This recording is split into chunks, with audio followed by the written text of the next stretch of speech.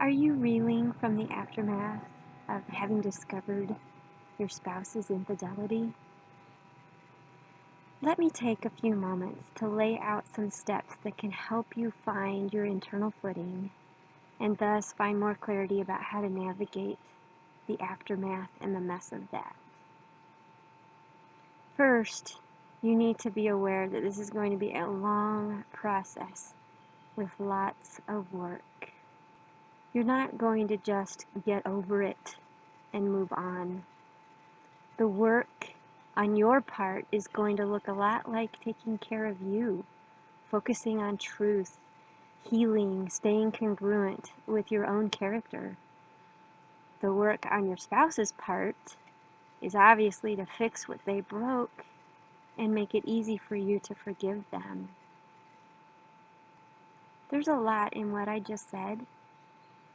You can't fix what your spouse broke. You can't fix what your spouse broke. Saying, "I'm sorry, I'll never do it again," doesn't fix what he or she broke. Forgiveness doesn't fix it either. When I suggest they need to fix what they broke or make it easy for you to forgive, I mean that there's no mistaking that they have seen the harm that they've done and that the repentance is real. They never do it again. They prove that it's absolutely, clearly, consistently walked out without a single retort that looks something like, "You just won't forgive me." That doesn't look like real repentance. But how do you take care of your own heart in the aftermath?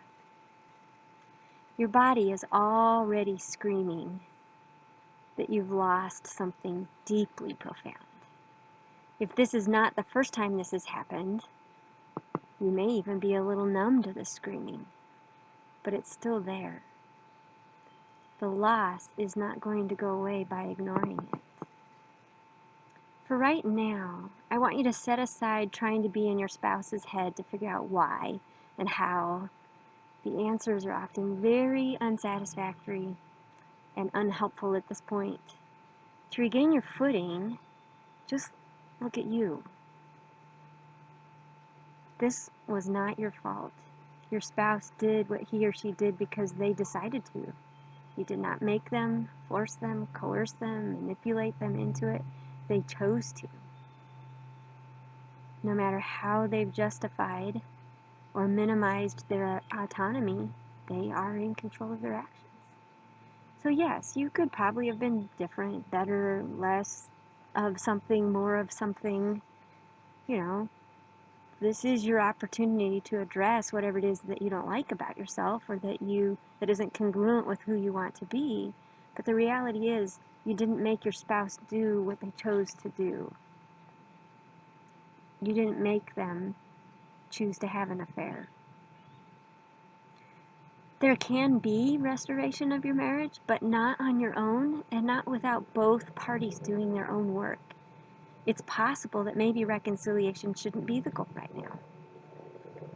Maybe healing should be. And healing doesn't always mean that the relationship is restored. So, what's different now? How has this changed your world?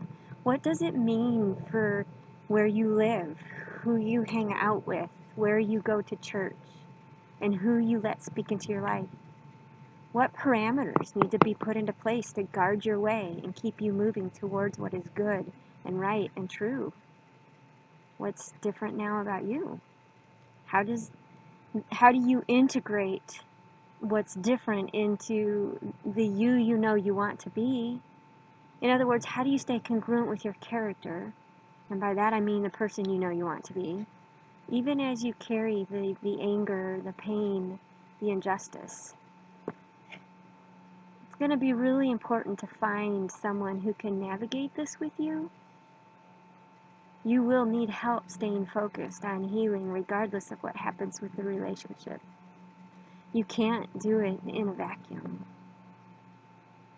You've got to have someone that can help you think through integrating this part of your story into your life in a healthy way.